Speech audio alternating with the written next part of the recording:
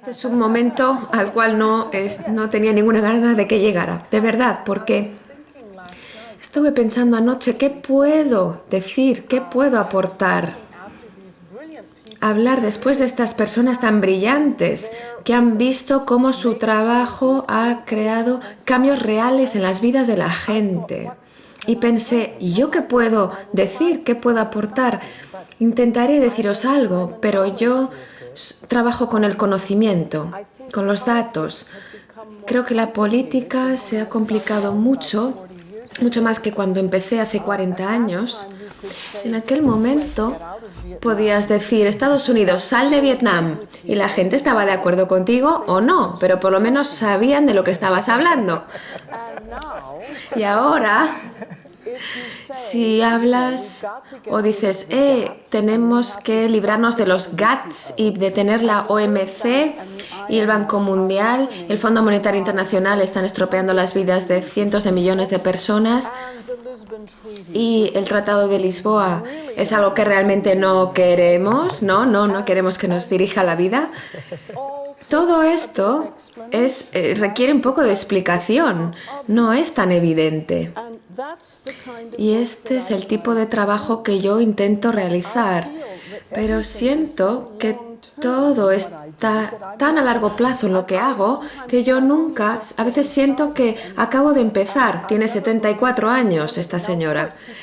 Pienso que nunca voy a ver el final de esto. Vale, la gente me dice, he leído este libro, aquel libro, y ahora que has escrito y ahora voy a hacer esto, he cambiado esto. Sé que tiene una influencia sobre la gente, pero cambios dramáticos, bueno, voy a intentarlo, pero de verdad, en serio, no estoy intentando divertiros, es que realmente siento en muchos sentidos que el trabajo que realizo no se puede medir su impacto. Pero voy a intentar hablaros de cuándo he podido tener algún efecto medible. Pero no he detenido la deuda del mundo.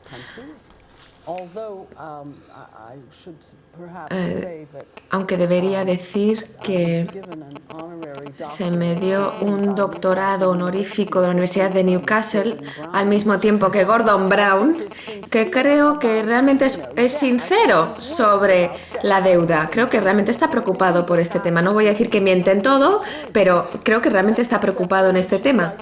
Pero él preguntó, ¿cuándo has escrito tu primer libro sobre la deuda? Y yo le dije, hace 20 años. Y él me dijo, ¿ves lo mucho que se tarda en conseguir poner temas sobre la mesa? Esta es mi vida, es ver cuánto se tarda en conseguir poner algo sobre la agenda, sobre la mesa. De eso se trata mi vida y mi trabajo. Así que yo no he hecho caer al Banco Mundial, no he detenido a la OMC, pero sí he contribuido mucho, creo, al movimiento de zonas libres de GATS en Europa. En Francia teníamos unos 800 lugares locales, comunidades locales francesas para detener estos GATS. Cada vez que entré a un sitio hablaba 45 minutos y después se hacía debate. No os voy a explicar lo que son los GATS al detalle, pero son los acuerdos de servicio de la OMC cuyo objetivo es privatizar totalmente todas las actividades humanas excepto la policía, el ejército y los jueces, e incluso ahí en esas áreas también. Y las armas, claro, y religión, bueno, hay excepciones dentro de estas áreas también, pero sí que conseguimos que 800 gobiernos locales que cubren seguramente más o menos los 4/5 de la población de Francia, no toda la población de Francia lo sabe.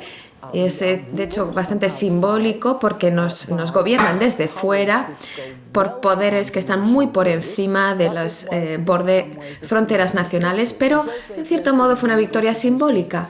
Cuando José me introdujo ayer, me presentó, habló de los acuerdos multilaterales de inversión. Y ahí sí, puedo decir, vale, sí, mi trabajo tuvo un impacto, fue exitoso porque sí conseguimos que fuera portada en los periódicos, los gobiernos tuvieron que nombrar una comisión, testifiqué delante de esa comisión, solo preguntaron a 2 ONGs, la ONG Observatorio de Antiglobalización, que ya no existe, que yo dirigía, y Greenpeace. Y los dejé tumbaos porque realmente me conocía los datos, conocía el dossier y tuvieron que tomar en cuenta estos argumentos. Y esto me devuelve eso se echó atrás y todo el tema se derrumbó. Esto me lleva al tema que creo que es muy importante, el valor del conocimiento. Es cada vez más difícil conseguir hacer nada si no conoces el contexto y no solo el tema tecnológico, los detalles tecnológicos, sino lo que yo llamaría las flechas del poder. Aquí estamos en un sitio tan hermoso. Pensemos que este sea el centro del mundo. Fuera está España, fuera está Europa y fuera de ello está el sistema internacional público y privado con el Banco Mundial, la FMI, y las corporaciones multinacionales y los bancos en ese sistema internacional que engloba todo. Y después tenemos el sistema planetario y ese es el sistema que puede dictaminar a casi todos, porque no se discute con sistemas tan poderosos como el clima. Con ellos no discutimos, con eso no discutimos. Podemos resolverlo ahora o la cosa se va a salir de madre. Son cosas que sabemos y que me enfada mucho. Y eso es tener razón siempre. Estoy ya enfadada de tener siempre razón, es verdad. Parece que os quiero hacer un chiste, pero es que es verdad. Sabemos cuáles son las causas. Sabemos las causas del hambre, los impactos de la deuda en gente pobre. Sabemos muy bien que las políticas de reajuste estructural nos están arruinando y sabemos que las corporaciones multinacionales están utilizando precios transferidos, paraísos fiscales, no pagando sus impuestos y abusando de sus poderes y no dando de mucho empleo tampoco. Estas flechas de poder son las que yo intento estudiar. Intento entonces explicárselas a otras personas para que se las tomen en cuenta en su propio trabajo. Y a veces este tipo de trabajo te hace muy cínico, te hace ser muy cínica, porque he llegado a creer que por un lado no hay medida de sufrimiento humano que por sí solo vaya a hacer que estas fuerzas tan poderosas vayan a cambiar. Solo porque sepas que hay X niños que están muriendo esta mañana antes de haber desayunado nosotros, decir que las mujeres están muriendo al tener hijos, todas estas miserias que las podemos describir todo lo que queramos, pero esto no tiene ningún efecto con las fuerzas que nos gobiernan. Y a veces pienso, aquí estamos todos hablando de cómo esas políticas han fallado. En todos los temas que estudio han fallado. Pues de hecho, no han fallado. Porque estos eran sus objetivos desde el principio. Querían hacer que un grupo fuera muy poderoso y rico, y estos grupos minoritarios no están pensando a largo plazo, historia y futuro. Desde luego no piensan en tiempo natural de la naturaleza, ni tiempo cósmico, ni tiempo del sueño, dice Satish. Estas políticas sí que han triunfado, para ellos han triunfado, han creado una riqueza muy concentrada. Y esta es la historia de la vida de cada uno de los que estamos aquí.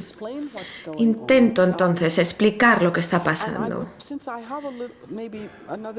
Y creo que me quedan 5 minutos, así que quiero decir que ayer nadie mencionó Europa. Y creo que tenemos que tener a Europa muy en cuenta. El 85% de todas las políticas que os afectan a vosotros en Mallorca no vienen de aquí, ni de España, Madrid, sino de Bruselas. El 85%. Y lo que está haciendo Europa en nuestro nombre es criminal, sobre todo en el contexto actual. Sé que en España, bueno, la gente se sorprende mucho cuando vengo y les explico de qué se trata nuestra campaña sobre el Tratado Constitucional. Y tal vez esa sea una victoria también, porque sí que contribuí bastante a esa campaña y luego intenté ayudar a los irlandeses también hasta cierto punto y fui una pequeña parte entonces de esas victorias.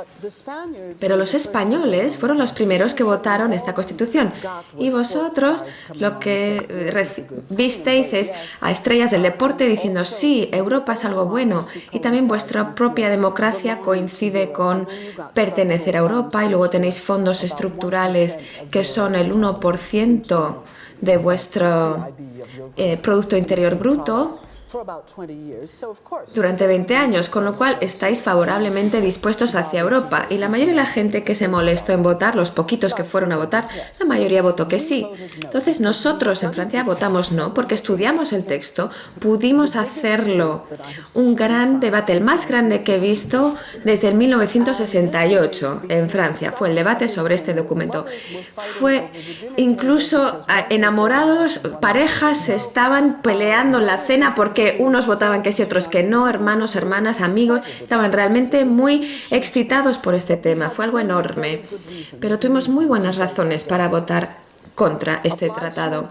Por un lado, una obligación de incrementar las fuerzas militares, obligados a poner todo en competición unos con otros, siempre acompañado de competitividad libre, tal llamada libre entre comillas, significando que el movimiento libre de personas y productos y servicios sin fronteras significa que no hay impedimentos entre los impuestos, o sea, no hay impedimentos a poner restricciones y unos impuestos a estos intercambios.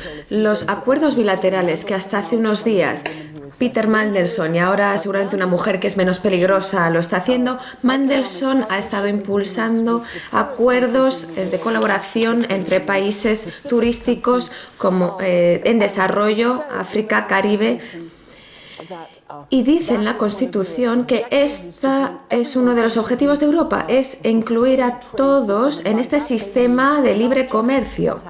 Por tanto, no implica solo lo que pasa en las fronteras, sino qué pasa con las regulaciones del gobierno, permitir absoluta libertad para las corporaciones y multinacionales de todo tipo, incluyendo el agua, las empresas de semillas, todo. Por lo cual el Tratado de Lisboa es una copia de la Constitución. Quitaron la bandera, quitaron el himno y todo lo demás es lo mismo.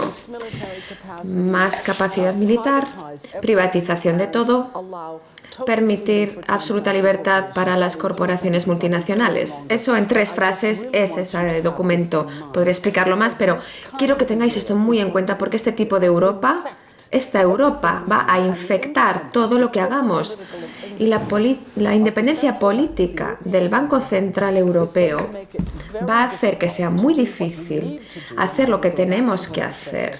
Y volveré a lo que dije ayer.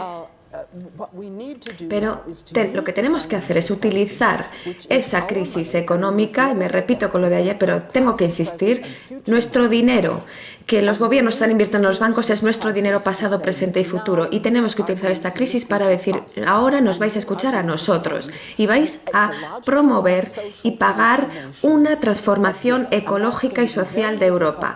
Eso va a ser muy difícil de conseguir con el Banco Central Europeo. Así que si tengo éxito, si tengo alguna experiencia exitosa que comunicaros, no puedo enfatizar lo suficiente la necesidad de crear alianzas, coaliciones, la necesidad de mirar nuestros objetivos, hacer un mapa de nuestras preocupaciones, nuestros objetivos, hacer un círculo, poner todo ahí dentro. Y después preguntar a tu vecino, ¿y los tuyos cuáles son?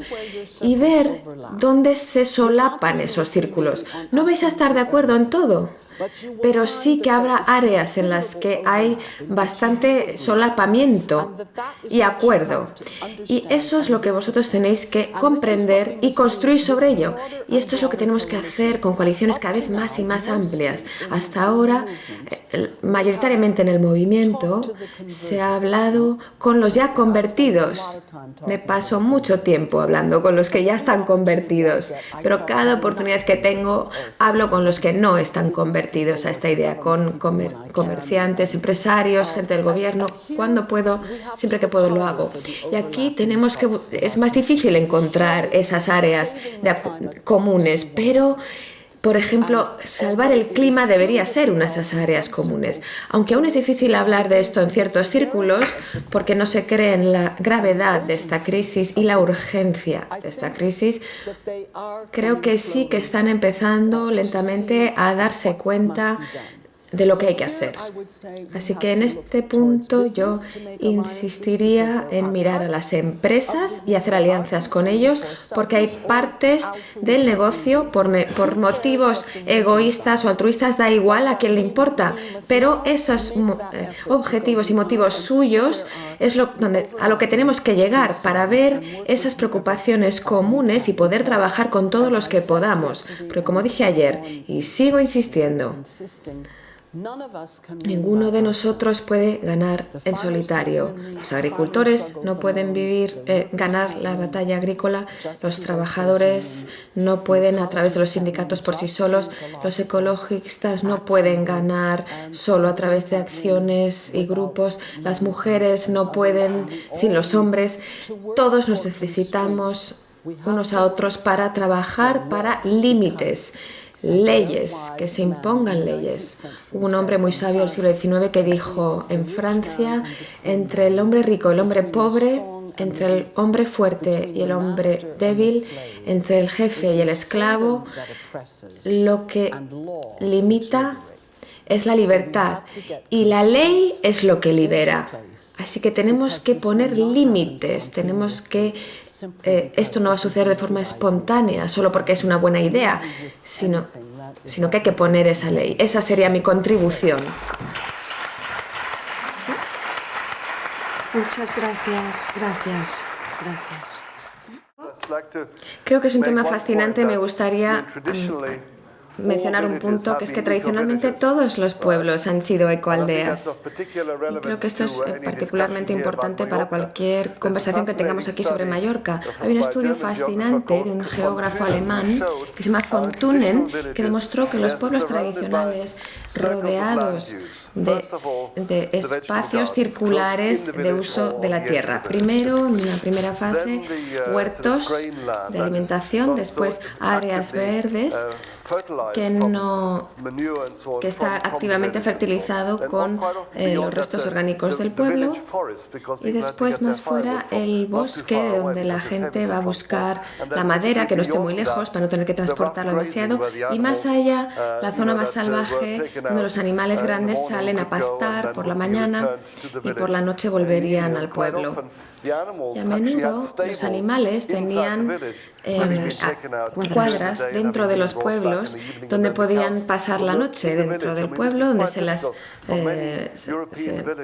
sacaba su leche. Esto es típico de pueblos europeos. Y aquí en Mallorca estoy seguro de que si observas de cerca habría unos patrones similares de tradición, de relación entre los pueblos y el entorno rural. Este vínculo entre el pueblo y el área que la rodea de forma inmediata ha sido roto por las formas de transporte, las carreteras. Ahora se puede traer la comida del otro lado del mundo a través del aeropuerto, por ejemplo. Esto ha roto estos vínculos entre el pueblo y su propio entorno. Y así ha supuesto una ruptura también de un estilo de vida localizado local. Por un lado, creo que es muy importante pensar en crear nuevas ecoaldeas, pero por otro lado, insisto, observemos los pueblos que ya existen, las fuentes de energía, de transporte, porque podemos reintegrar pueblos existentes locales en su entorno natural en el cual se desarrollaron. Creo que sería importante comentar esto también, cuál es la importancia de todo esto para una isla como Mallorca, en que los pueblos pueden ser pueblos turísticos o pueblos donde la gente vive y después va a trabajar en la ciudad. Esto podría cambiar si se piensa en reintegrar las ciudades en el área agraria local. Y sentimos que había una necesidad muy clara de prepararnos para un futuro más sostenible. Esto resultó en muchas maneras diferentes de abordar el tema. Hemos oído hoy diversas formas de hacerlo, hay otras muchas también por todo el mundo, y gentes que entendieron el problema y que estamos trabajando hacia las soluciones. El movimiento de ecoaldeas fue parte de esto, de esta alianza, pero eligió una estrategia un poquito diferente. El movimiento de ecoaldeas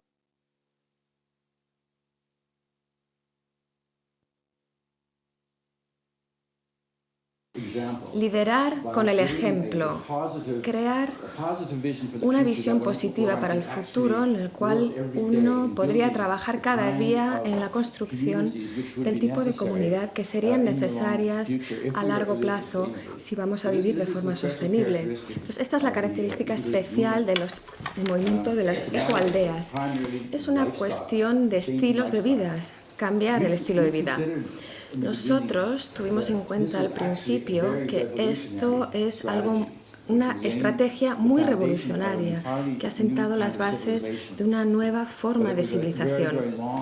Fue un proyecto a muy largo plazo. Ninguno sentía que fuera a estar vivo aún cuando eso viera la luz de esta nueva época.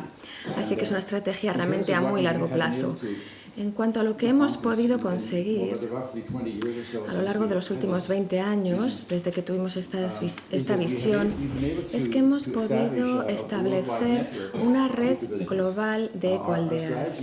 Nuestra estrategia fue vincularlas unas con otras para que pudieran intercambiar experiencias, intercambiar información, visitarse unos a otros y así hacer que todo el movimiento fuera mucho más fuerte.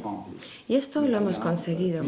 Tenemos ahora 3 redes regionales, una en América, otra en Europa y otra en Asia.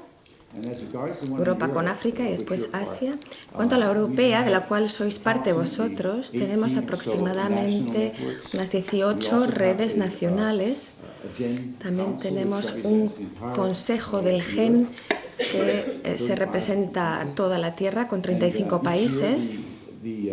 Toda el área con 35 países y cada año los europeos se reúnen en una asamblea anual general, se reúnen, presentan sus proyectos, intercambian ideas, eligen un nuevo consejo. Pues una de las cosas que yo sugeriría es que os hagáis miembros de GEN Europa. GEN es la red de ecoaldeas, globales y la página web es gen.org, ecovillage.org, Gaia.org es realmente la red, la página web donde está todo. En Europa hay 2 tipos de socios, los que votan, que son ecoaldeas reconocidas, y luego está lo que llamamos los proyectos. Lo vuestro sería probablemente un proyecto para empezar, pero estáis muy bienvenidos y muchos miembros no son siquiera ecoaldeas, sino que simplemente son centros de demostración, como por ejemplo CAT en Wales, el Centro para la Tecnología Alternativa, Centro de Energías Renovables en Dinamarca. Estamos abiertos a cualquier individuo o miembro que quiera unirse a esta red. Este ha sido uno de los grandes éxitos que hemos tenido hasta ahora, es establecer estas redes. Y lo segundo es establecer un programa educativo para la sostenibilidad que Hildur mencionó ayer y que ahora ya está disponible en español y en inglés a través de la página web a través de la Universidad Abierta de Inglaterra, perdón, de Cataluña, en castellano, y también en todas esas ecoaldeas del mundo también está disponible. Una de las características de ecoaldeas es que casi todos son centros educativos para esa región. Y esto es algo que podríais pensar, porque un aspecto clave de una estrategia es el alcance, educar a la región para entender los conceptos de sostenibilidad y de ayudar a la gente de la región a desarrollarse de forma incluso legal y simplemente pensar también en un futuro más sostenible. Os voy a dar un par de ejemplos y después dejaré que Hildur siga con sus comentarios. ¿Quieres decir algo del aspecto social, Hildur? Bueno, pensaba que tú ibas a hablar de Daman. No. Comienza tú, sigue tú y yo vuelvo con los ejemplos.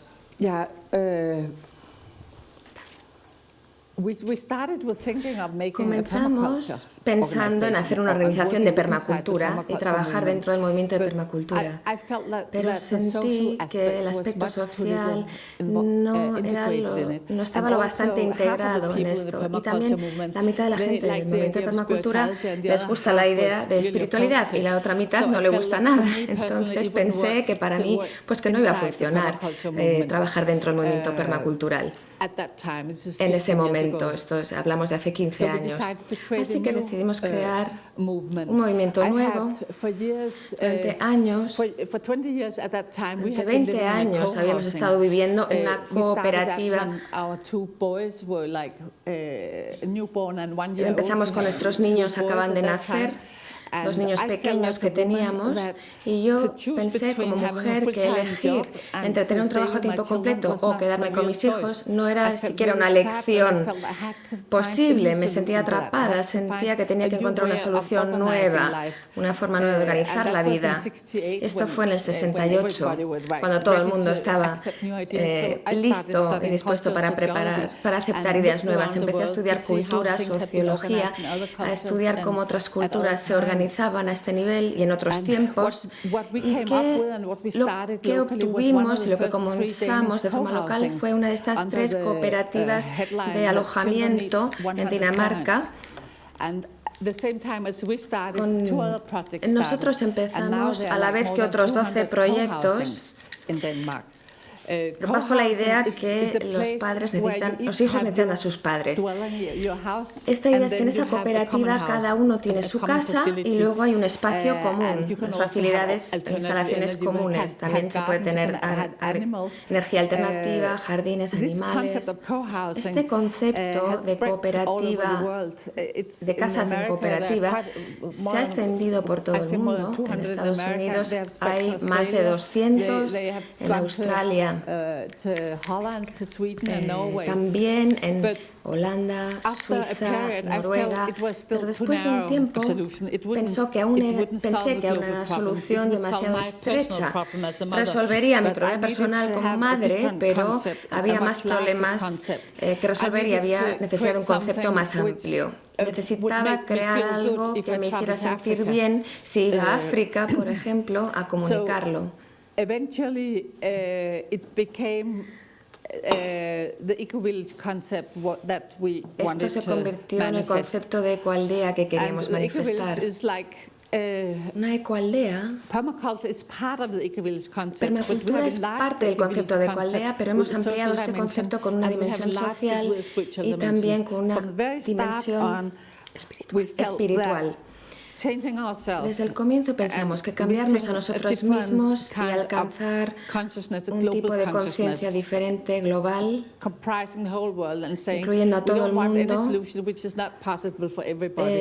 es necesario. No queremos una solución que no sea para todos. Tienen que ser parte del movimiento. Nos hemos mantenido en esa línea. A veces es difícil porque es mucho más fácil obtener fondos para proyectos ecológicos que proyectos espirituales. Realmente hay una resistencia en muchas partes al tema espiritual, aunque eso esté también en proceso de cambio estos días. Pero lo que queríamos era crear un movimiento que tuviera una parte ecológica, permacultural muy importante, pero también integrar el aspecto social en el que las mujeres y los niños y la gente con dificultades, los parados, la gente mayor, tendrían vidas completas, vidas felices, no estarían mirando hacia adentro desde fuera, serían parte de esa comunidad y de esa sociedad. Y además eso, con el área espiritual. Después de unos años, la gente insistió en que teníamos que incluir temas económicos como un pensamiento un poco separado de los demás. Personalmente hemos creado la comunidad danesa donde hemos vivido 20 años, que fue un gran éxito. Todos los niños tienen esta cooperativa disponible, pero es muy difícil, se necesita terreno y es muy difícil hacer esto dentro de estructuras existentes y muy difícil para las generaciones venideras. 3 ya viven en estas cooperativas y para establecer esto con los niños de nuestras cooperativas. He perdido el hilo un momentito. ¿Alguien quisiera hacer un comentario? ¿Podrías decir algo más sobre el aspecto económico y los empleos afuera? En estas cooperativas viven vidas comunes. Es la economía del sol o economía sombra que es distinta. Es un lugar donde la gente es muy amorosa y los niños se lo pasan genial, fantástico. Les encanta crecer en estas cooperativas, pueden correr libres, ver los animales, las plantas, corretear libres, tienen muchos amigos. Los padres no se ven obligados de organizar todos los días con quién jugarán hoy mis niños, de conducir para aquí, para allá. Yo no tengo ninguna duda de que esta es una idea fantástica. Vienen de todas partes del mundo para hacer películas sobre estas cooperativas en Dinamarca, pero todavía no está creando soluciones para estos problemas. Tenemos que ir más allá. Entonces hemos dejado las viejas cooperativas y conseguido 70 hectáreas de tierra donde podemos crear una comunidad espiritual y un diseño de permacultura, 20 familias pudiendo vivir juntas para crear esto y hacer aquí un centro de educación y diseminación de información del movimiento de las ecoaldeas. Tuvimos un grupo fantástico, pero no hemos tenido permiso para construir durante 3 años y con las autoridades locales, la municipalidad, les ha gustado mucho el programa, han venido a vernos, pero el condado estaba en contra de esto. Decían, no tenéis que construir en el campo, que es una buena ley, pero para nosotros trabajó en contra de nosotros. Así que después de 10 años volvimos allí a la comunidad y continuamos de trabajar sobre el movimiento de las ecoaldeas, escribir libros. Todavía estamos en el proceso de crear nuevos proyectos, porque no podemos abandonar nuestras buenas ideas y los deseos para una comunidad y estilo de vida todos en común. La red de Gaia alrededor del mundo está ayudando a todo este proceso. Quiero entender el tema económico de las ecoaldeas. La gente trabaja fuera de la comunidad, proveéis todas vuestras necesidades. Sí, voy a explicarlo. Creo que una palabra que tengo que decir es diversidad. No hay una respuesta única a su pregunta. Tenemos de todo. Ecoaldeas donde todo el mundo trabaja fuera a donde todo el mundo trabaja dentro. Lo típico es un 50-50. Es una cuestión de transición. A menudo simplemente no hay trabajos, empleos en los lugares donde están estas ecoaldeas. Entonces, normalmente cada uno es responsable de sus propias finanzas y su propia economía, aunque hay excepciones. Una de las danesas, una de las más grandes en Dinamarca, comenzó un fondo común en que todo el mundo compartía este dinero. No hay muchos que sean así, muchas comunidades que sean así, pero la mayoría está basada en responsabilidad individual por tu propia economía. Quería enfatizar el tema de la diversidad. Estáis pensando tal vez, bueno, ¿qué podemos hacer aquí? Yo sigo, tenéis muchísimos ejemplos a los que referiros. Hay 15.000 pueblos en el tercer mundo que están funcionando en esta red basados en el budismo. En Dinamarca hay ecoaldeas bastante populares con 100 unidades, por ejemplo, de alojamiento, diferentes tipos de personas que pueden vivir ahí, diseños permaculturales, gente mayor, animales, niños. Incluso hay algunas bellezas hippies de los años 60 que aún existen. La gente tiene la visión de que las ecoaldeas se tratan de rechazar la sociedad y vivir solos, aislados. No, esto no es así para nada. Este es un sentimiento que de alguna manera la gente adoptó en los años 70 y se les ha quedado. Hoy en día son comunidades muy modernas con todas las instalaciones necesarias y tan modernos como cualquiera. Que suban el volumen de él. No es un gueto hippie, no se trata de eso para nada. Son también comunidades urbanas. No muchas, porque es muy difícil en las ciudades, pero hay una, por ejemplo, en el sur de Londres, llamada Bedsted, se llama a sí misma ecoaldea. Hay otros lugares. Me gustaría tomar un ejemplo que puede ser relevante para Mallorca. Es una historia que se remonta al año 97, cuando tuvimos la primera reunión europea de ciudades, en el 77, cuando nos reunimos por primera vez, la red europea, nos encontramos en un hermoso lugar del norte de Italia, Torin y Supiri, y habían construido este pueblo en la colina. Era una visión hermosa y lo estaban convirtiendo en 180 espacios habitables para familias. Nos encontramos allí por primera vez, como le digo, en el 77, para el primer Consejo Europeo de toda Europa. Una de las cosas divertidas fue que los italianos estaban creando su red por primera vez y estaban intentando encontrar un buen nombre para esta red. Y llegamos y nos dijeron, bueno, tenemos un nombre. Y dijimos, ay, ¿cuál es? Genitalia. Y dijeron, Genitalia. Genitalia. Dijimos, no, eso sí que no va a funcionar. Así que tuvieron que elegir otro nombre. Pero hubiera ido todo el mundo hubiera querido vivir en esta ecoaldea, dice Herbert. Bueno, después de esta reunión hicimos un tour de las ecoaldeas existentes en esta zona de Italia. Habíamos oído muchas historias de un lugar muy misterioso que se llamaba Danemark, y la sensación era que los demás estaban un poco mistificados al respecto. Era una comunidad muy grande cerca de Torino, no fueron parte de esta reunión y había una sensación de que eran muy diferentes a todos los demás. Así que Hildur y Nay decidimos investigar y después de la reunión nos fuimos a esta comunidad y fue una de las experiencias más alucinantes de nuestra vida. Es un sitio fantástico. Puedes deletrearlo D-A-M-A-N-H-U-R.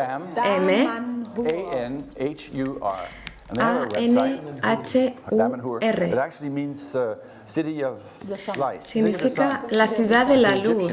Es una palabra egipcia. Está a 1 hora norte en coche de Turino. Hay una página al respecto aquí en el libro de ecoaldeas. Está a los pies de los Alpes, en el valle Valcusela. Lo que era interesante de esta gente, había muchas cosas, pero una de las cosas que más nos alucinó es que durante 25 años habían estado construyendo un templo subterráneo en la montaña, junto a su espacio vital. Y solo fue público esto justo antes de llegar nosotros. Es un lugar de lo más hermoso. Alguna gente lo llama la octava maravilla del mundo. Tiene 7 espacios diferentes, como 7 templos dentro de ese enorme templo. Se llaman halls, salas, y va a 7 metros bajo tierra. Tiene una energía alucinante y está basado alrededor de diferentes temas. Lo llaman los templos de la humanidad y recorre toda la historia de la civilización, así que os recomiendo mucho que visitéis. ¿Se trata de una secta?, pregunta Susan. Vale, esto es algo que a mucha gente le asusta. ¿Es una secta? El hecho es que tiene una religión muy especial, es un lugar muy espiritual. El líder se llama Falco. Todos toman nombres de animales, por cierto, al entrar en esta comunidad, y nombres de plantas también, animales y plantas. Él ha desarrollado esta religión, pero no es un misionario. No están intentando convertir a nadie. Y son muy amables, muy equilibrados. Tienen su propio camino espiritual. Tienen 7 caminos espirituales diferentes, de hecho. Una de las cosas que los hace especiales es que son artistas, son expertos mundiales, o sea, expertos a nivel mundial en todo tipo de artes, metales, pinturas, mosaicos, cualquier cosa que quieras pensar artístico. Tienen ahí sus talleres, venden sus productos por todo el mundo. De hecho, en las tiendas más caras de los aeropuertos, en Tiffany's en Nueva York, están muy bien colocados, y todos los techos en las diferentes salas en este templo subterráneo están hechos de mosaico de cristal, con luces en el otro lado. Entonces es un efecto precioso de iluminación. Quedan 2 minutos, rápidamente. Davenport no es una sola ecoaldea, sino que son una red también. Se consideran una federación, se consideran un estado dentro del estado. Eligen sus propios líderes. Lo interesante es que no están localizados en un solo sitio, sino que están por todo el valle. Y esto es interesante para Mallorca. Hay muchas casas individuales, donde igual viven 12 o 13 personas, a veces hasta 20, en diferentes lugares del valle, pero luego tienen un lugar central donde realizan sus talleres, reuniones y sus actividades. Tienen mucho alcance, son muy activos políticamente. Uno de sus miembros es el alcalde de la ciudad cercana, otros son miembros de otros consejos de diferentes comunidades.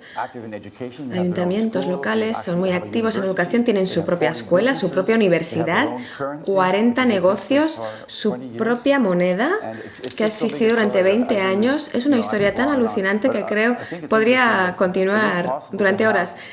Pero creo que es posible, esto demuestra que es posible que sea un proyecto muy descentralizado, y tal vez este sea un modelo que a vosotros os pueda convenir. Diversas localizaciones por toda la isla y luego un lugar central de encuentro, de educación, de alcance. Gracias, Ross. A lo que yo quería decir, en la India, Mahatma Gandhi dijo que la verdadera India vive en sus 700.000 aldeas.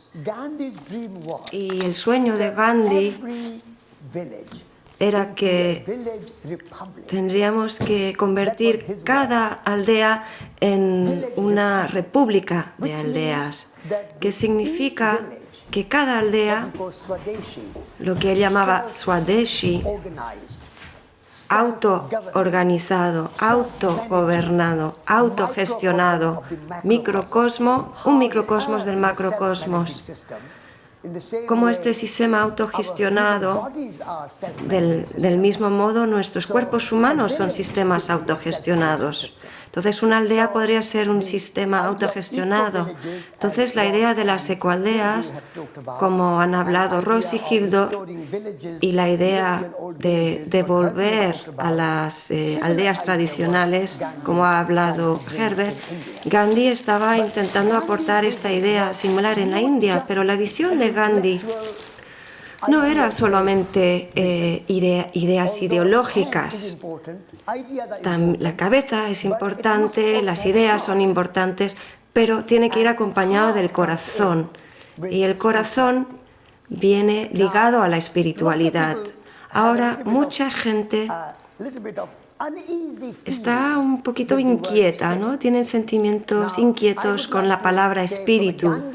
A mí me gustaría decir desde una perspectiva gandhiana, el espíritu no tiene nada que ver con las fantasmas. Espíritu no tiene nada que ver con espiritualidad. El espíritu es el espíritu humano, el cuerpo humano y el espíritu humano. Ayer estaba hablando del amor. ¿Qué es el amor?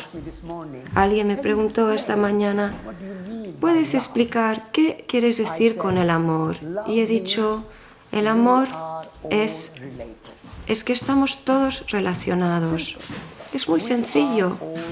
Estamos todos relacionados. Todos los humanos estamos relacionados, los humanos y los animales están relacionados, los humanos, los animales y las plantas están relacionados, los humanos, los animales, las plantas y los ríos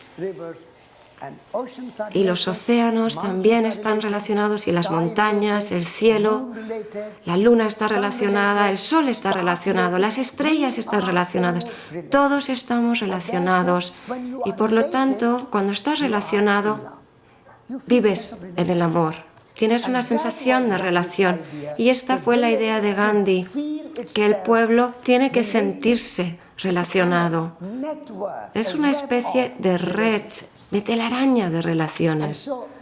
Y por lo tanto, cuando yo fui un joven monje, cuando tuve 18 años, yo leí esta visión de Gandhi en su libro, en su autobiografía, en la cual dijo que la espiritualidad no es vivir en un orden monástico.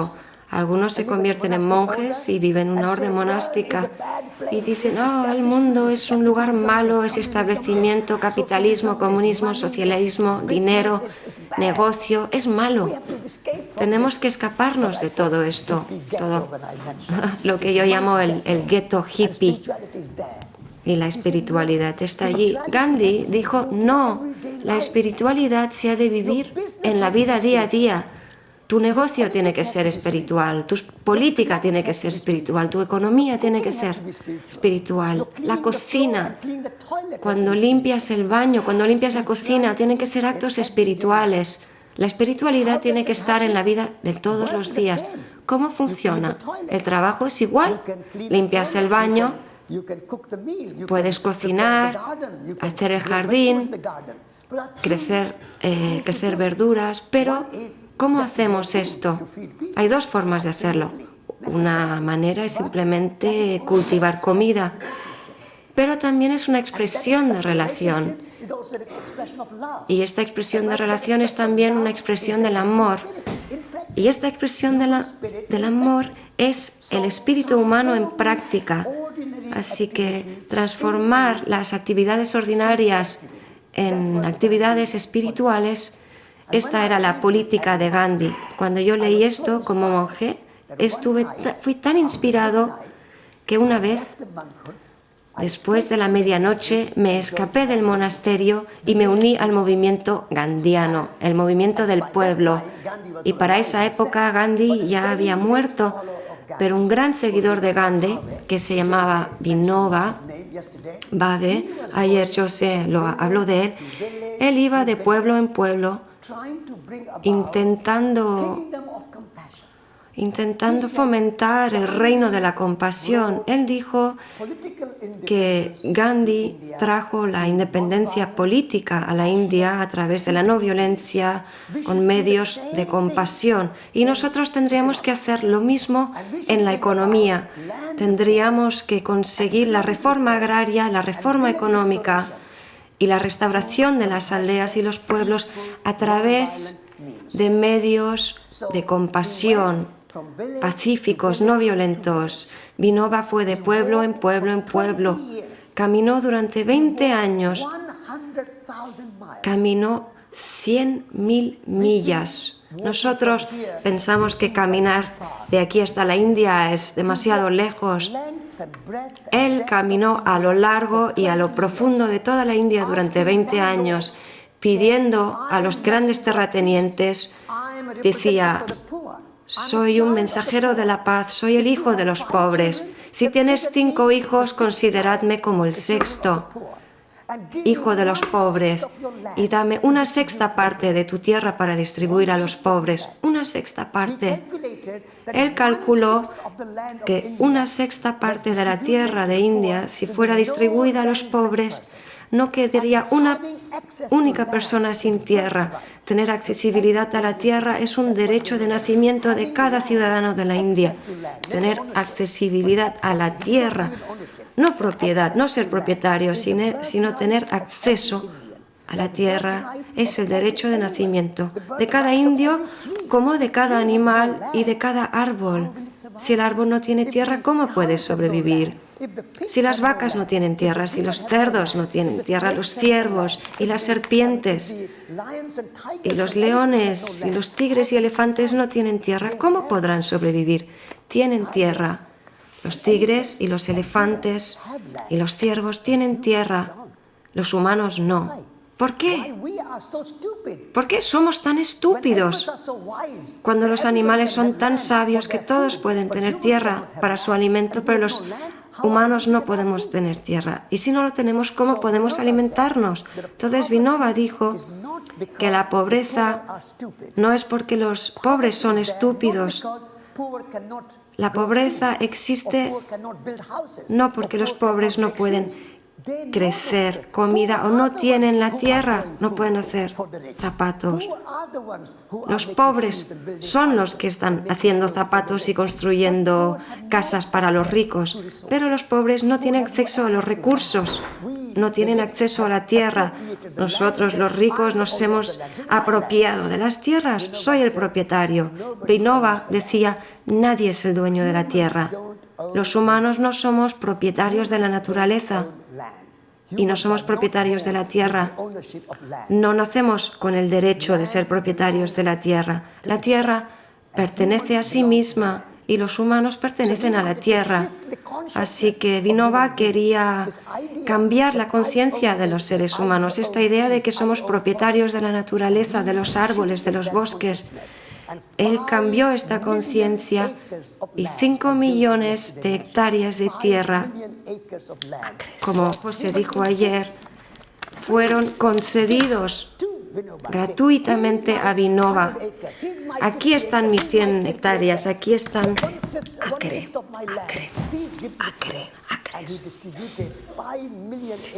5 millones de acres en 20 años fue lo que él consiguió para los pobres. Yo fui parte de ese movimiento. Caminé con Vinoba.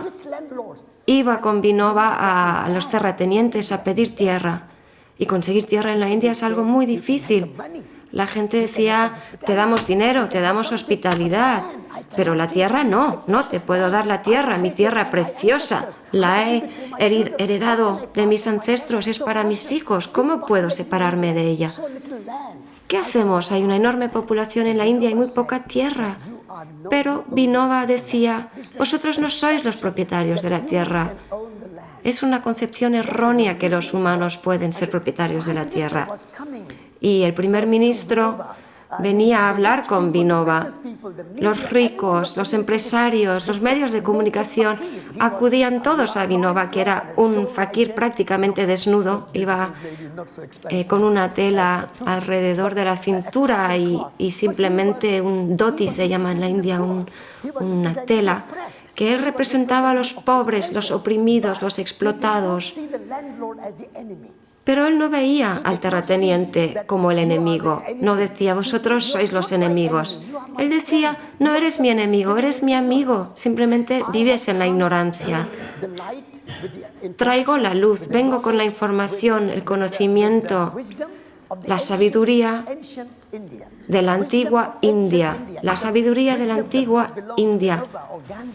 La sabiduría no pertenece ni a Vinoba ni a Gandhi, pertenece a la antigua cultura, donde decimos que toda la tierra pertenece al Creador.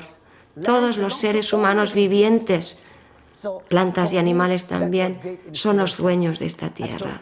Esto fue una gran inspiración para mí y yo creo que si nosotros podemos inspirar esta compasión gandhiana y de Vinoba también, de amor, de espíritu humano, os digo que desde la perspectiva de Gandhi a la perspectiva de Martin Luther King, del Dalai Lama, de la Madre Teresa, el arma de la no violencia es el arma más fuerte, como dijo ayer José. El arma del amor, de la no violencia, de la paz, de la compasión, es mucho más poderosa para aportar la transformación que ninguna otra arma. Pero actualmente el arma de la no violencia, el arma de la paz y de la compasión y del amor está en desuso. El único que conocemos es el arma del dinero, el arma del poder, el arma nuclear, el arma del militar. Esto lo conocemos y gastamos miles de millones de dólares y libras en estas armas, pero nadie enseña y nadie aprende cómo utilizar la no violencia y cómo utilizar la compasión para llegar al cambio y a la transformación para todos, incluyendo a todos, pues para Gandhi no tenía ningún enemigo. Martin Luther King tampoco. Tuve el gran placer y honor de conocer a Martin Luther King en su casa, en su oficina, y os puedo decir que en los 72 años, mis 72 años he conocido a mucha gente alrededor del mundo, pero cuando estuve sentado al lado de Martin Luther King, fue una experiencia totalmente distinta. El aura, la presencia, el amor y la compasión, la serenidad, la inclusividad que emanaba y que relucía, que iluminaba Martin Luther King era increíble. Este era el poder del amor. Esto es lo que significa el amor. Estamos todos juntos, es lo que ha dicho Susan. Todos tenemos que trabajar juntos. No podemos estar aislados y trabajar aislados. Tenemos que unirnos.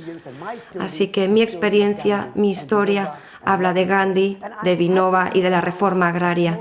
Y estoy muy contentos de anunciaros una pequeña noticia que he escuchado esta mañana, que los dos grandes propulsores de este movimiento de reforma agraria, Jagannatha y marido y mujer, seguidores de Vinoba, que caminaron muchos años con Vinoba, persuadieron a los terratenientes y también a los templos, como aquí tenéis iglesias católicas con mucho territorio. Han ido ellos a hablar con estos templos, a decir, tenéis 5.000, 10.000 acres de tierra, tenéis mucha propiedad y la gente está muriéndose de hambre. Decís que sois gente religiosa. Entonces esta pareja ha persuadido a estos propietarios de los templos a que cedan la tierra. Entonces ellos también han sido concedidos el premio Nobel alternativo, también llamado el premio de sustento. Han sido otorgados este premio para este año. Así que, amigos, tenemos esta gran cantidad de conocimiento entre nuestros panelistas y de Susan, Vandana, José, Hildur, Ross, Herbert. Nos han aportado muchísima inspiración. Se han dedicado su vida entera a estos temas. ¿Por qué son tan especiales? Porque están dedicados, tienen experiencia y han acumulado una gran cantidad de sabiduría a través de esto. Y mucho compromiso. Todos tenemos estas mismas capacidades, podemos todos ser activistas, todos podemos comprometernos a aportar la transformación, no solo para nosotros mismos, para nuestra comunidad, nuestra gente, nuestra isla. Así que si todos nos comprometemos y nos dedicamos, podemos ser pioneros para la nueva Mallorca. Muchas gracias.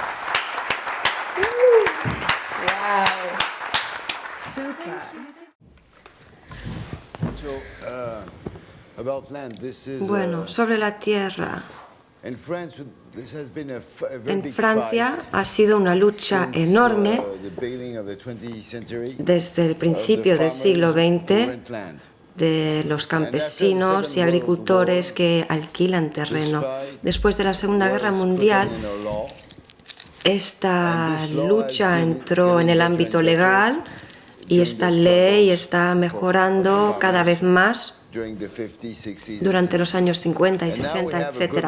Ahora tenemos una buena ley que protege a los agricultores cuando alquilan su tierra. Esta es la situación general donde vivimos después de la negociación de la cual os hablé ayer sobre la tierra con el ejército. Es la colectividad, la comunidad que es propietaria de la tierra y la da a los agricultores. Nosotros damos un contrato, hacemos un contrato a cada persona y les decimos: te damos la tierra hasta que habéis terminado el trabajo, ¿no? Hasta que os vais a jubilar a los 65 años. Aunque tengáis 20 años, tenéis un contrato para 45 años y tal. Entonces la gente puede permanecer en la tierra, puede construir su vida allí. Les podemos dar una garantía, entonces, a la gente que pueden vivir correctamente. No podemos darles esta garantía, perdón. Le podemos dar la garantía de que construyan su visión. Así es como lo hacemos nosotros. Cuando esta gente ha terminado su trabajo, les hacemos la propuesta, ¿no? Si se quieren quedar en la zona, que puedan construir su casa, encontrar una nueva casa. E intentamos ayudarlos a que sigan así, que significa que cuando dejan su granja puedes construir algo o hacerlo mejor de cómo estaba. La gente nueva que va a entrar a la granja pues te va a dar unos ingresos y con estos ingresos puedes construir tu propia casa. Este es el modo la solución que hemos encontrado como modo de utilizar la tierra colectivamente. Esto lo podemos hacer así no hay especulación, la gente no tiene que comprar sus casas. Y uno que sale y se lleva el dinero del nuevo que entra, solo tiene que pagar la mejora y no la especulación de la casa. Perdón, quisiera hacer un pequeño cambio. Antes he dicho que eran propietarios, no son propietarios. En cuanto al tema de los bosques, la realidad es que es muy importante lo que dices, que en Europa ha habido un aumento, un recrecimiento, digamos, de los bosques, pero por desgracia hemos estado explotando las maderas más baratas de fuentes a menudo ilegales, como dices.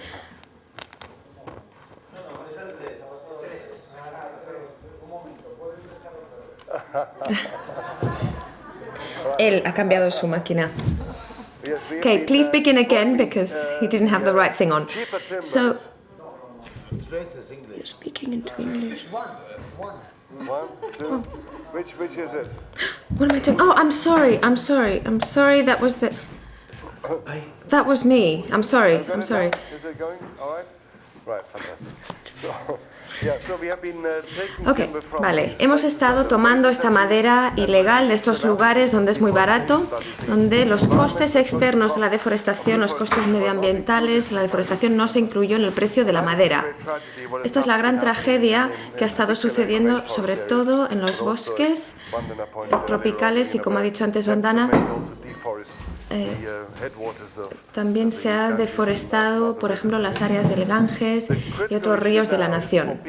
El tema crítico ahora mismo es que la gente sea consciente de los enormes costes de lo que estamos haciendo a los ecosistemas del mundo, que son mucho más vulnerables, además en las áreas tropicales, por definición son más vulnerables que los bosques de Europa. Aunque hemos deforestado grandes áreas y reforestado en Europa, ha habido una resistencia, no ha afectado el clima. Pero si se deforesta el Amazonas a gran escala, se podría cambiar el clima del mundo, no solo en cuanto a las emisiones de CO2, sino también por la humedad que viene de estos bosques. Así que en el Consejo del Futuro del Mundo estamos tratando algo que llamamos crímenes contra el futuro. tenemos que activar sistemas legales que nos permitan señalar con el dedo los crímenes que están siendo cometidos con unos daños irreparables para las generaciones futuras y sus oportunidades de tener una vida razonablemente sostenible. Por otro lado, estamos diciendo que se necesita señalar políticas para un mundo sostenible que realmente marquen un cambio. Sobre todo en el contexto de la madera, se ha comenzado bien con un consejo de gestión forestal en la cual se ha aprobado lo que es legal y lo que no es legal en cuanto a deforestación, pero esto no alcanza lo suficiente porque mientras tanto se están cortando mucha madera ilegal, de forma ilegal, que se escapa de la red de control, y los daños que se están creando a las generaciones futuras y vidas futuras son tremendos. Tenemos que detenerlos. Necesitamos procesos internacionales nuevos para esto. Y en el Consejo Futuro del Mundo estamos intentando trabajar en este tema muy concreto. Ahora me gustaría pedirle a que va a ser buena, ha dicho. Breve, perdón. Comienzo con el libro. Tierra y no petróleo. Los 3 motivos por los cuales escribí el libro y por lo cual le di ese título. Primero, todos ya reconocemos el cambio climático como un problema muy serio. Y sin embargo, las soluciones que se ofrecen al cambio climático o bien están empeorando las cosas o no haciendo nada en absoluto. Las 3 soluciones principales que han surgido en los últimos años, una era el Protocolo de Kioto, que básicamente permitía a los que contaminan que tengan cuotas para seguir contaminando, y comprar créditos de aquellos que antes contaminaban y ahí lo han reducido un poquito, pero aquellos que no contaminaban no están ni siquiera en la situación, no se les tiene en cuenta. Los ciudadanos normales no están en esa negociación, no se reconoce la atmósfera como algo común de la población, sino como la propiedad privada de los contaminadores o contaminantes. Hay un Stern en su informe dijo que las emisiones de derechos de emisiones son como las patentes, son como los derechos intelectuales. Hemos estado hablando de las patentes. Antes hacíamos la broma, cuando se hablaba de patentes de semillas, decíamos, no, lo próximo va a ser que sean dueños del aire, y es la realidad, es lo que ha sucedido. Lo segunda solución fue el resurgir de lo nuclear como una energía limpia. Es la energía más sucia en cuanto a vida sobre la Tierra y ahora se define como una energía limpia. Y el gran acuerdo sobre esto ha sido este acuerdo indoamericano que casi destruyó nuestro Parlamento y hizo caer a nuestra democracia con las consecuencias tan graves que ha tenido. Ha habido nuevos conflictos en Kashmir relacionados con esto, en Cachemira. Algunas de las nuevas tensiones internas son grandes, pero no voy a entrar en estos detalles. La tercera solución, biocombustibles, que se puede convertir cultivos de comida y otros cultivos en petróleo para los coches. Y esto ya se reconoce que el 75% del aumento en el precio de la comida en los últimos años está relacionado directamente con la soja y el maíz siendo destinados a crear biocombustibles, lo que llamamos biodiesel también. El segundo motivo por el cual escribí este libro es que toda una nueva cosmología estaba siendo creada y un nuevo idioma, que tenemos que decarbonizar en la economía, que tenemos que tener una economía de bajo carbono, bajas emisiones de carbono. Como yo trabajo en agricultura, cada vez que hacemos compost, lo que estamos haciendo es crear mucho carbono para reciclarlo en la tierra. La tierra viva es humus, es carbono vivo. Y sentí que era muy importante que no empecemos a pensar en el carbono como algo malo o negativo, sino que podamos diferenciar entre el carbono fósil, que el ser humano nunca debería haber tocado, y el carbono vivo, que es la base de la vida. Esto es muy importante. Y lo que tenemos que hacer es incrementar el carbono vivo en nuestras vidas. Esto es lo que realmente tenemos que hacer y reducir el carbono muerto, el fósil, porque el carbono fósil es lo que nos está llevando, ya que se creó durante millones de años, cuando se quema, se está liberando millones de años, literalmente, de energía solar. Mientras que cuando utilizas energías renovables en todas sus formas, puedes reciclar el carbono. Entonces, básicamente en el libro muestro cómo la agricultura hecha de forma ecológica, orgánica, es la mayor solución al reciclaje de carbono. Nuestra investigación muestra que hay un incremento del 200% de retorno del carbono a las tierras si tenemos árboles en los terrenos. El 25% de las emisiones de gases de CO2 vienen de la agricultura industrial y otro porcentaje viene del comercio de la comida globalizada. Podríamos resolver el 20% del problema de CO2 con economías locales de alimentación. Y esto crea mejor comida, más empleo sobre la tierra y es una solución a la inseguridad alimentaria, mientras que además resolvemos el problema climático, reduciendo las emisiones y también en adaptación, porque cuando tienes una sequía muy larga necesitarás tierras que tengan riqueza de carbono.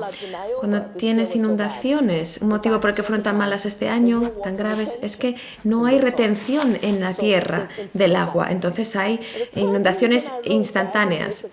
Tercer motivo por el cual lo escribí, pasión común entre Satish y yo, surge de las enseñanzas de Gandhi.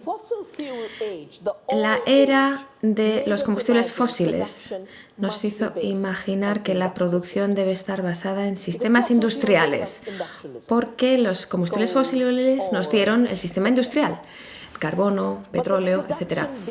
Pero la producción, hay producción más allá de esos combustibles y es la artesanía. Podemos tener sistemas industriales llevados por combustibles fósiles subvencionados, pero detrás han escondido uno de lo que nuestros grandes amigos dentro del debate internacional energético del Instituto de Rocky Mountain ha llamado los esclavos de la energía. Un esclavo de la energía, que detrás de cada americano hay mil personas invisibles, pero ellos no se comen la comida que nosotros comemos. Ellos comen esos combustibles fósiles. El impacto sobre la Tierra es 1000 veces mayor. Entonces, estas personas, las máquinas industriales agrarias, por ejemplo, los tractores en Inglaterra, los llevan los esclavos de la energía. Parece que hay un conductor, pero hay 300 personas invisibles sentadas encima de ese tractor que no vemos. Y por esto crearon la idea de ángeles y demonios. Es una forma de visualizar. Los ángeles son lo invisible, lo bonito detrás tuyo invisible, y los demonios es lo malo invisible detrás de ti. Y tenemos que hacer que estos invisibles sean visibles para entender la huella ecológica real. Está muy íntimamente ligado con los esclavos energéticos, es que cada uno de esos esclavos reemplaza a una persona real.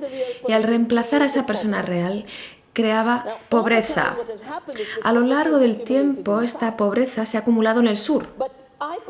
Pero yo lo llamo crear personas de las cuales podemos prescindir. Gente que no es necesaria. Esas palabras las están utilizando. Perdón, acaban de despedir a 2000 personas de una empresa india en un día. Y esto se llama desempleo. Lo llaman así, es una palabra, pero son personas. La destrucción de la tierra es muy dolorosa, pero la gente que podría hacer cosas con sus manos y sus mentes, las estamos tirando como si fueran basura de la historia. Esto es un proceso doloroso y yo he sido testigo en la India. Si tienes una economía rural, todo el mundo está ocupado, están haciendo algo. La viejita que está ciega puede hilar su hilo y su rueda.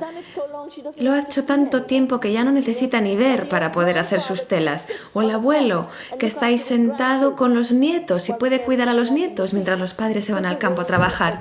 Hay un rol para todos. Así que si tenemos que tener si buscamos una vida más allá del petróleo, tenemos que recuperar la artesanía como algo central. La belleza de la artesanía es el trabajo creativo. Esas manos y esas mentes se han aplicado para hacerlo, no se destruye nada y crean belleza, como a Satish Santo le gusta remarcar, se crea belleza. Sobre esa nota de la belleza, es un resultado de la fertilización entre Mallorca y la India. Laura ha estado viniendo durante el último año como resultado de nuestros cursos aquí y ella coge y compra algo en el mercado y decía, uy, ¿no sería bonito utilizar esto? Entonces, inspirados por las visitas de Laura, a lo largo de este tiempo, hemos trabajado con el mejor grupo que crea artesanía en la India. Esto también se vincula con Gandhi, que hizo que todos los niños de la India, por Gandhi, los puso a trabajar haciendo artesanía. Cuando hubo una depresión económica, todo el mundo se puso a hacer artesanía. Esta mujer, esta discípula de Gandhi, se pasó la vida buscando la artesanía en los pueblos y revitalizándolos. Y estos son ahora paquetes que estamos haciendo en el cual el contenedor también está hecho a mano. Cada uno viene de un lugar del país diferente y dentro están los productos orgánicos ecológicos de Navdanya, que es el proyecto de ella, de Bandana. Así es como era cuando yo era pequeña. Aquí se guardaban las especies para cocinar en la cocina. O sea, no es inventar un cohete a la luna. Me doy cuenta que mucha gente se quiere escapar de esa manera también, incluido ese científico tan brillante que no puede hablar, Stephen Hawking, ¿no? Sí. Estaba hablando, la humanidad está en una crisis muy profunda. Y dice, sí, qué razón tienes. Y luego dice, tenemos que explorar el espacio para resolver este problema. Y dice, no. Necesitamos la Tierra para resolver este problema. Es la Tierra lo que necesitamos.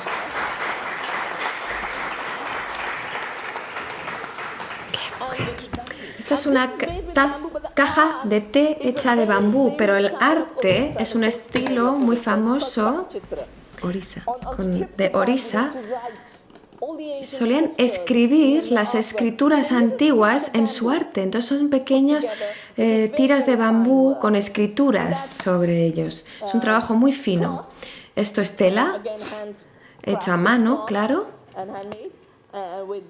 con los productos dentro. Dentro ponemos todo con materiales, con azúcares naturales, porque tal como se ha criminalizado el carbono, también se ha criminalizado la dulzura. El azúcar industrial es asesino, pero el buen azúcar es bueno para ti, es sano, es un alimento. Los azúcares naturales. Satish, en India, en los ashram religiosos, si vas allí, si comes dulces, que son dulces locales como estos, puedes quedarte todo el tiempo que quieras. Pero si comes chile, te tienes que ir 3 días del ashram, porque el chile no es tan bueno y el azúcar sí. Hay 3 tipos de azúcar artesano, uno que es duro, el otro es azúcar marrón, azúcar morena, no como el paso previo a la cocaína, sino azúcar morena, y este que es procesado de forma natural, no industrial, y es blanca. Esta es otra cajita, este es un arte tribal en el que queman, imprimen un diseño quemándolo. Y esto es otra interfertilización muy bonita. Hemos estado plantando semillas desde hace 25 años. Y Laura vio algo en una tienda, una cajita que estaba todo en castellano, y nos la envió. Y teníamos un asistente español que trabajó con Maya. Y esto es algo que hemos comenzado con las escuelas, semillas para la libertad. A los agricultores les damos sacos de semillas, pero a los niños, para que ellos entiendan lo que sucede con las semillas, como en la tecnología Terminator, infertilidad en las semillas, para crear semillas no renovables, o el patentado de semillas. En lugar de hacerlo pesado y duro, lo hacemos con semillas de verdad. Les entregamos semillas que ellos pueden comer, y así se familiarizan con esto. Y estos paquetitos los introducimos en todas las escuelas donde ya hemos empezado jardines ecológicos de verduras, pero ahora también tienen estos paquetitos de semillas. Es como un kit para guardar tus semillas y poder conservarlas. Se llama Semillas para la Libertad. Qué pasada, ¿no?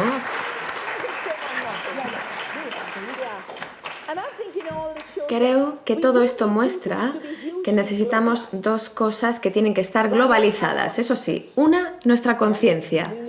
Nuestra conciencia tiene que ser global, una conciencia planetaria profunda.